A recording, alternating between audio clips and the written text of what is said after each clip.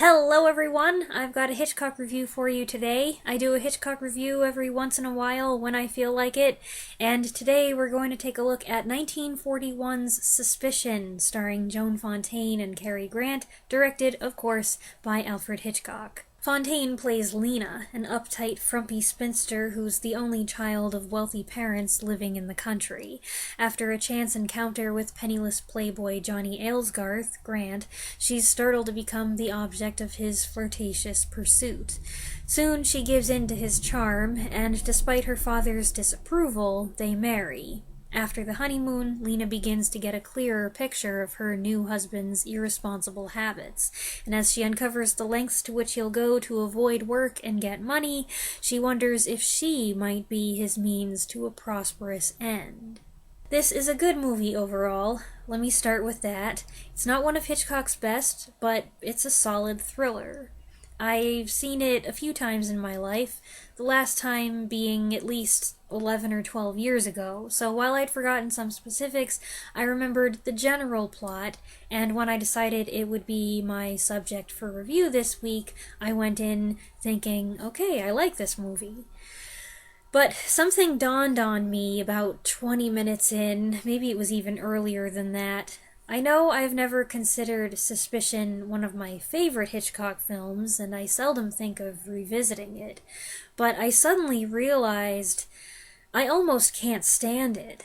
I find it so irritating. Maybe it's because I'm older and I have stronger feelings about hasty marriages and what a bad idea they are. I dislike the handsome ne'er-do-well type, so Johnny gets on my nerves from the get-go, and I don't like his style of flirting, and just how inevitable and predictable things are, and then Lena's way of dealing with him frustrates me because I want her to be more sensible and more firm. There's this pattern that develops where she uncovers something he's done and she's dismayed about it, and then he explains it and she accepts that explanation and it's all smoothed over until the next lie is exposed. And as this cycle repeats, the movie begins to feel interminable. Now, before I go further, let me say this, because I know that some people will get the wrong impression here. I don't hate the movie. I don't even dislike the movie. But I dislike a lot of what happens in it, and while there are some films that are like this that are still entertaining, for whatever reason, at least at this point in my life, this week, the amount of frustration I have with this scenario and these characters kept me from having an enjoyable time. Let's get back to the good. It's an attractive-looking film, the story is well-crafted, the tension is ever-increasing, Franz Waxman wrote a nice score, the performances are strong. It's interesting that nearly everyone in this cast either worked with Hitchcock before or would work with him again. Joan Fontaine and Nigel Bruce were both in Rebecca. Cary Grant became his favorite leading man and did 3 more films with him. Sir Cedric Hardwicke was in Rope, Dame May Whitty was in The Lady Vanishes, and Leo G. Carroll was in 6 Hitchcock films. Joan Fontaine won the Academy Award for her performance in Suspicion, becoming the only actor to win an Oscar for a Hitchcock movie. She had been nominated the year before for Rebecca and lost to Ginger Rogers in Kitty Foyle. Some who feel that her Rebecca performance was superior to her work in Suspicion may argue that the Academy was pulling some strings here, but while I can easily believe that they would do that, I also find it impossible to decide which was a better performance. They're both very good. Notably, Fontaine was up against her own sister, Olivia de Havilland, who'd received her first nomination for Hold Back the Dawn. Despite the lifelong rivalry between them, Fontaine claimed that she was shocked and embarrassed to hear her own name called. What I find humorous is that aspects of this film reminded me of the Henry James novel Washington Square, which was adapted for the screen as The Heiress in 1949, starring Olivia de Havilland in her second Oscar-winning performance. I find the end of that movie much more satisfying than the end of this one, but we'll get to that. Here's your spoiler warning in advance. My frustrations with Lena's hasty decision-making, red flag ignoring, and passivity aside, I do think Fontaine gives a good performance. She's an eyebrow actor, so there's some of that eyebrow thing she does, but it's not limited to that. So much of her growing confusion and alarm is conveyed through her entire face, her mute responses, her side glances, her body language. As for her co-star, it's hard for someone so universally beloved to make himself unlikable, but Cary Grant manages it. Not that he isn't charming, and Johnny's attraction to Monkey Face, as he calls her, and his interest in her do seem sincere, but he's also a cheat, a liar, a flirt. When we meet him in the film's opening, Johnny's tried to sneak into a first-class train compartment with a third-class ticket. After failing to haggle with the ticket collector, he does the ungentlemanly thing and asks Lena, a complete stranger, for change, and then takes a stamp from her purse in exchange for currency. His behavior in this entire scene is annoying, presumptuous, and arrogant, and no matter how charming he might be later on, I never forget that first impression. What bugs me is that Lena turns a blind eye. Sure, she's wary of him at first and slightly perturbed, but she's lonely, she's ignored, and she's got this rebellious streak that makes her change her mind and encourage him. Then he abruptly cancels their date and ghosts her for a week, avoiding her increasingly desperate and pathetic attempts to reach him. Johnny does come back, though, after putting her through a week of agony and heartache, claiming he stayed away because he was afraid of how much he liked her. Maybe that's true, maybe it isn't, maybe it's manipulation. Sounds kind of like manipulation to me, but I'm not a very trusting person. Lena is, apparently, and as they begin married life, she tries to maintain a spirit of optimism, which is admirable. But I can't help saying you wouldn't be in this awful position if you had just waited, talked about some things before you got married, gotten to know each other a little better. She keeps making excuses for him, and instead of getting angry, she gets sad, until it crosses her mind that Johnny might be trying to kill his best friend. That's when she starts to get scared. Grant's kind of playing against type here. Though his screwball rom-com persona does come through at times, gradually our perception of him begins to change.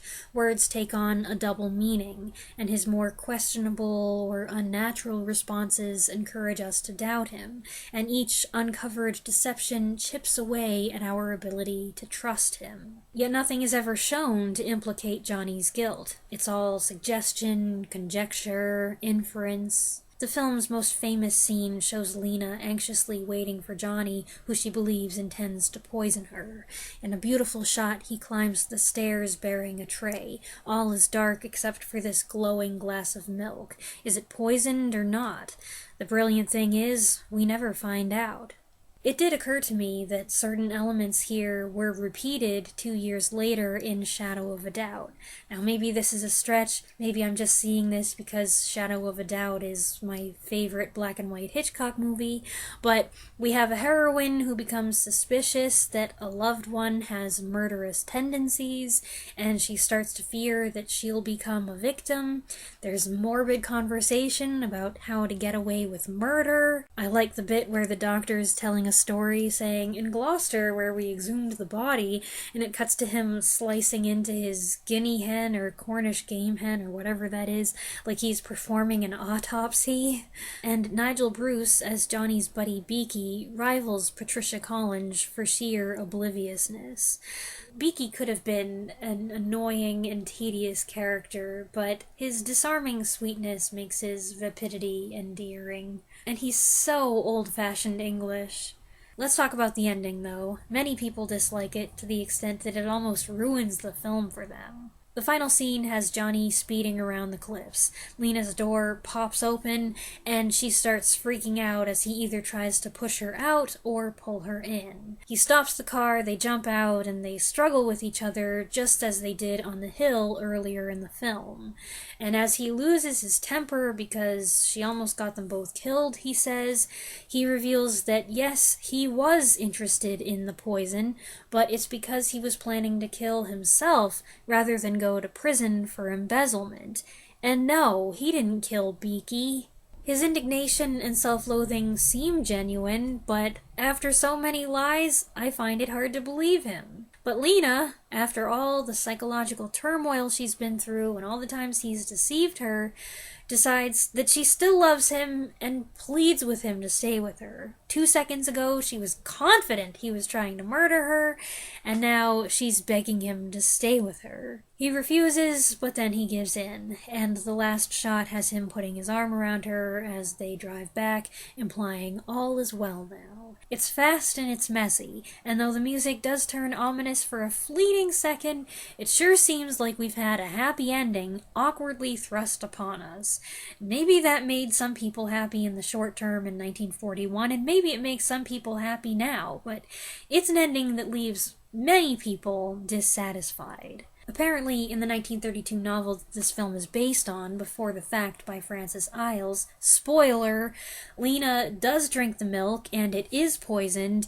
Also, she's pregnant. Here's how Hitchcock wanted the film to end. Lena, suspecting that Johnny is coming to poison her, writes a letter to her mother exposing his crimes. She asks him to mail the letter for her and then drinks the poisoned milk. The final shot shows him putting the letter in the mailbox, blissfully unaware of what it says. Fade to black. That sounds great. It's dark, but Lena gets revenge from beyond the grave. Justice is served. That is much more satisfying. Unfortunately, the studio refused to portray Cary Grant as a killer, so Hitchcock had to do something else. I do wonder how things might have been if they had recast Johnny. Would the studio have been appeased? Would Hitchcock have gotten the ending he wanted? Maybe. But I don't think the film would have been as effective. The fact that this is Cary Grant, extremely popular leading man and good guy, who may be trying to kill his wife, is part of the film's potency. If they'd cast someone else, it might have lost something. As it is, I am able to come to terms with the ending we do have. I like that it leaves some wiggle room. You can take it at face value and see it as a happy resolution if that's what you want, or you can perceive a more sinister note. Lena may have decided to trust Johnny, but we can still suspect, and that suspicion leads us to wonder what the future holds for her. I think it's a better film if you choose to interpret the ending ambiguously. That may not have been the studio's intent, but it was certainly Hitchcock's desire for us to view Johnny in a questionable light, and I think he still managed to achieve what he wanted, leaving us with a sense of unease and concern that our leading lady may be in mortal peril. That's how I'll choose to see it, at least, instead of a clumsy finish to an otherwise occasionally aggravating but well-done film. Editing Weaselberry here. I've got some important notes to add after going through the movie again to get images for this video. Number 1, the name is Aysgarth, not Aylesgarth. I've gone my whole life thinking there was an L in there, even though we see it written out at least 3 times. I'm sorry about that. Number 2, Joan Fontaine does give a great performance. I may have implied that I didn't think that was the case. That's not true. I couldn't say if hers was the best lead actress performance of 1941, but it was worthy of recognition. And I also appreciate how Grant plays his role in such a way that you can really take it in either direction. Yes, he is. No, he isn't.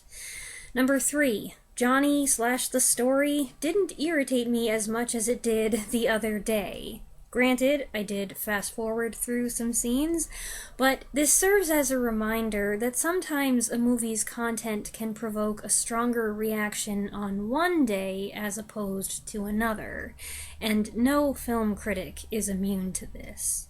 Number 4, watching the movie on an entirely different day, I actually found Johnny's confession at the end more credible.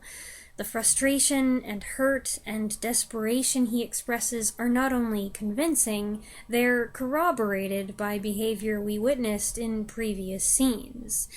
Subsequently, I felt more understanding of Lena's abrupt change of heart. She's gotten caught up in this paranoid nightmare, but now she finds herself coming to her senses and realizing how much her fear has hurt the man she loves. Looking at it that way, this suspenseful thriller becomes much more tragic. This is a devoted, affectionate couple whose relationship has been harmed, perhaps forever, by a lack of communication, among other things. While I do favor the darker interpretation, a reveal that murder was never on Donnie's mind isn't the complete letdown it may seem. It does take the wicked wind out of the movie's sails, but it's still an impactful conclusion. And it still leaves a giant question mark. Can they fix their marriage? Can they find happiness again? Realistically speaking, I have my doubts, since suspicion of murder is a hard thing to get over for both parties. But if you want to envision them pushing past this, redeeming Johnny's character, and living happily ever after, well, I think you can do that too. So maybe it's a great ending. You can interpret it multiple different ways to reach the outcome you desire. Those are my thoughts on Suspicion. Review came out a little differently than I expected, but that's okay. I hope you enjoyed the video. Chime in with your thoughts on this film if you've seen it in the comments below if you like, and I'll be back next week to talk about something else. Thanks for watching.